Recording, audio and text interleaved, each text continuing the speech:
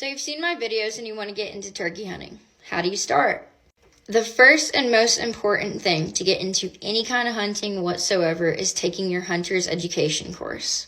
Your hunter's safety certification is usually required for you to buy any kind of licensing. How do you do that? Well, you go online and search by state, and usually you could take all the testing portion online and then there's a field day. But some people are doing it just online and some people are doing it just in person. So you'll just have to look for your state's regulations because I can't speak for all the 50 states. I really lucked out growing up because in my small town in Tennessee, every 7th grader got the opportunity to go take the hunter's education course in school if they wanted to. So we all sat in the gym and we took the class and then we took your test and then we had a range day. It was awesome. That's how I got my hunter's education. Then you're going to need the proper gear. You can hunt turkeys with a shotgun or a bow, or in Florida, you can hunt them with some crazy stuff like rifles and pistols or whatever, but I like to stick to my shotgun. A turkey barrel is going to be a lot shorter than a duck hunting barrel, for instance. I think my duck hunting barrel is like 28 inches, and then my turkey barrel is like 24, something like that. But my personal firearm setup is a TriStar Viper G2. It's in bottomland.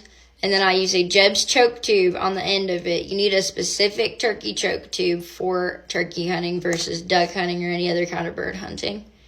I also use a Burris optic. It's a little red dot sight that you put on top of your shotgun. You don't need to do that because I've shot turkeys with the bead and with the red dot. I just happen to prefer the red dot.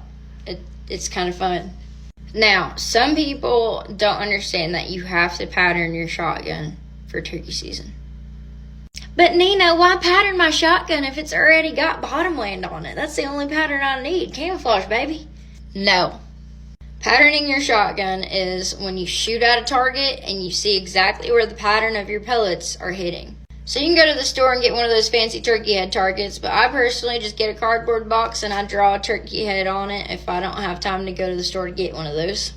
And you pattern it. For me personally, I'll pattern it with some like really cheap ammo that I'm not going to use first, just to kind of get it on the paper and make sure that everything's good to go, especially if I'm using a red dot optic.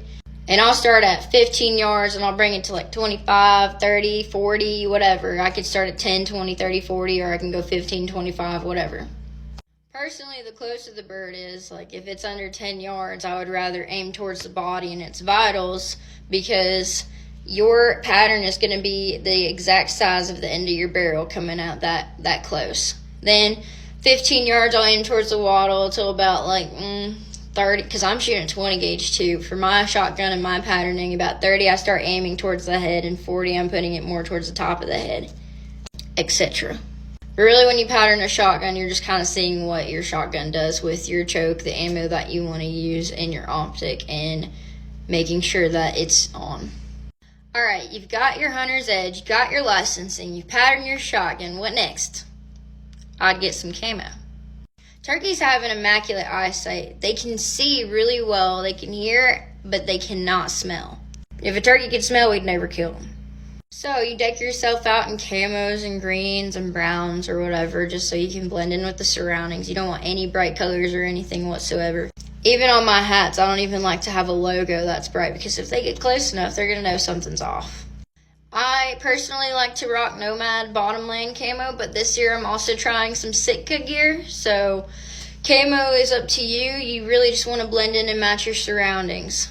So like if I go to Florida, I might wear some green leaf or something with like brighter greens because it's super bright over there. Out here in the West, the Sitka gear is perfect. And just about everywhere, I really like bottomland as a solid like wear it everywhere pattern. If that's what you want to do, is just buy one pattern of clothes to start out with. Bottomland's where it's at. And then depending on your terrain, you got to pick your shoes. So if you're in like a swampy area, you're going to want some like tall boots, tall waterproof boots. I use light boots. In other places, you're going to want snake boots. And then sometimes I'm just like, you know what? I'm going to throw on some hiking boots because I walk around a lot when I turkey hunt. But also sometimes I throw on my shit kickers and sometimes I throw on my camouflage Crocs. So realistically, it's where I'm hunting, where I know that my feet aren't going to get wet or whatever, and then I'll just decide what I'm going to do. Calling is a complete different story. Like, if you want to start calling, I would look on YouTube for some tutorials or go to Bo Brooks' page to look on how to call. The hardest call that you're going to use is a diaphragm call. That's those mouth calls that you get. And then a box call and a pot call are pretty easier to do. I learned on a little slate, a little pot call. And my daddy taught me how to do it when I was younger. But there's tons of YouTube videos. But the problem is there are a lot of people that definitely overcall when they're turkey hunting. So I would definitely check out those YouTube videos, learn how to call, learn when to do what piece of the call, and there you are with that. So you got your everything. You've now got your clothes, you got your boots, and you've got your calls. Some places allow decoys, some places don't, and some places say no decoys for the first, 10 days, and then you can bring decoys in. So you'll just have to go look for the states that you're hunting in. Every single state has different rules for everything, different season dates, different rules, etc. Like there's an archery season for turkeys that opens up first in a lot of places, and then shotgun season opens. Like you just got to make sure that you're doing everything right and by the book, because if the game warden comes and gets you, then you can have some issues and not be able to hunt anymore, depending on how bad your offense is. You've got all these things now. How do you find the turkeys? When you're scouting for turkeys, there's several ways that you can find them, or at least sign that they're in the area. The best way is to hear them and get eyes on. If you don't know the sounds that turkeys make, there are videos online that you can listen. They don't just gobble. They yelp too, like. But they also putt and purr, so you're going to have to look online and see what sounds they're making and what each sound means, because they all mean different things. I would look online for pictures of turkey tracks and learn the difference between the different types of tracks. For example, you got your hen, which is your female. You got your jake, which is your juvenile male bird. And then you've got your tom, which is the bird that you want to shoot. For example, the hens are uglier than the toms and jakes. Your toms and jakes are going to have white heads with blue and red wattles on them, whereas the hens aren't going to have that. Your jake is going to have a beard that's like this long, or a super jake's going to have it this long, but it basically sticks straight out. Your tom's going to have a longer beard. The longer the beard, the better it is, pretty much.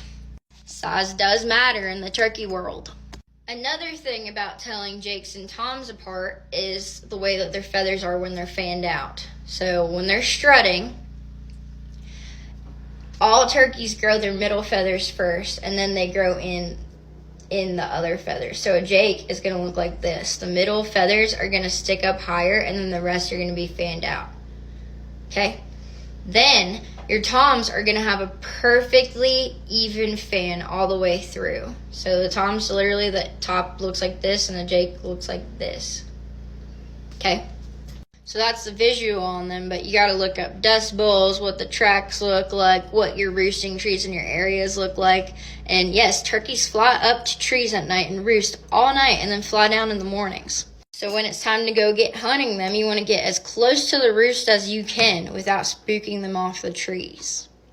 I personally like to go and put them to bed the night before a morning that I go hunt. So I'll go to the woods and I'll walk around and I'll call and I'll find them, I'll listen, and then I'll watch them. Hopefully I'll watch them fly up into the trees, or I'll hear them in the trees, and I'll know exactly what area they're roosted in before I go in the next day. I hate going into the woods blind, but sometimes it happens. I know this video is really, really long, so I'm going to also post a couple of them, breaking them down into like each section of everything that I've talked about. But another thing is, I don't like shooting birds that are strutting. So if it's in full strut, like, I really don't like to do it unless their head's like sideways and they like stick it up just a little bit and they come out of their strut a little bit. But other than that, I like to go like do a little purr and get them to stick their head up. And when they stick their head up, then I pull the trigger. I'm pretty sure I've left quite a bit out because there's just a lot to everything that you do in the outdoorsman world. But I think that's pretty much the basics of turkey hunting. And if y'all have any questions, or if anybody catches something that I forgot to say, just comment it and I will address it. Okay, well, enjoy.